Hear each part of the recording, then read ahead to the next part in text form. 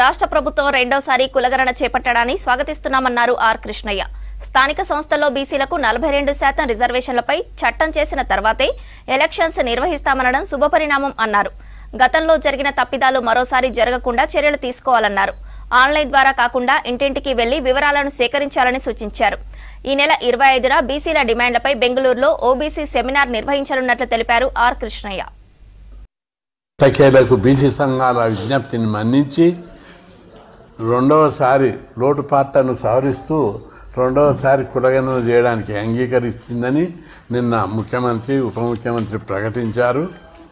ప్రభుత్వం ఈ దఫ జరిగే కులగణన లోపల పకడ్బందీగా జరపాలి, ఏ లోపాలు ఉన్నాయో వాటిని సరిదిద్దాలి అని చెప్పి డిమాండ్ చేస్తున్నాం. ఇదే సందర్భంగా అసెంబ్లీలో 42% లోకల్ బాడీ విద్యా ఉద్యోగాలలో రిజర్వేషన్లు పెంచుతూ చట్టం చేసి కేంద్రానికి పంపుతామని చెప్పి ముఖ్యమంత్రి గారు ప్రకటించడం, దాన్ని స్వాగతిస్తున్నాం.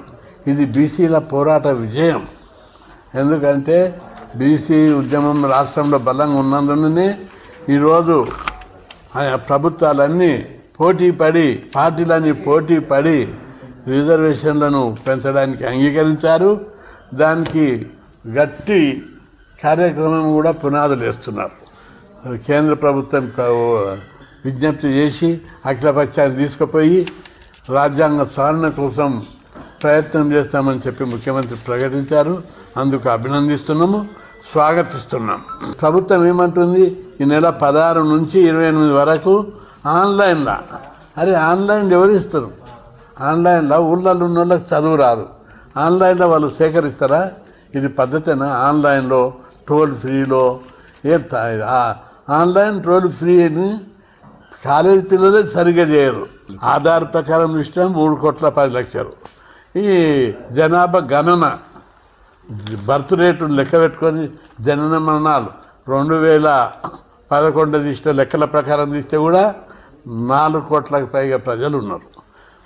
ఇప్పుడు తీసే లెక్కల్లా 4 కోట్లకు పైగా ప్రజల లెక్క టోటల్ రావాలి.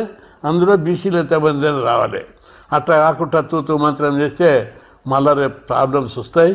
అందుకే ఇప్పుడు నిపుణులతో చర్చించి ఏ ఒక్కటి మిస్యూజ్ కాకుండా ప్రభుత్వం నిపుణులతోటి, బీసీ సంఘాలతోటి, ఎక్స్పర్ట్స్ తోటి అందరితోటి వివరాలు సేకరించి ఏ విధంగా ఒక్కటి కూడా పొల్లుపోకుండా ఎట్లా సేకరిస్తామనే దాని మీద ముఖ్యమంత్రి గారు చొరవ తీసుకోవాలి.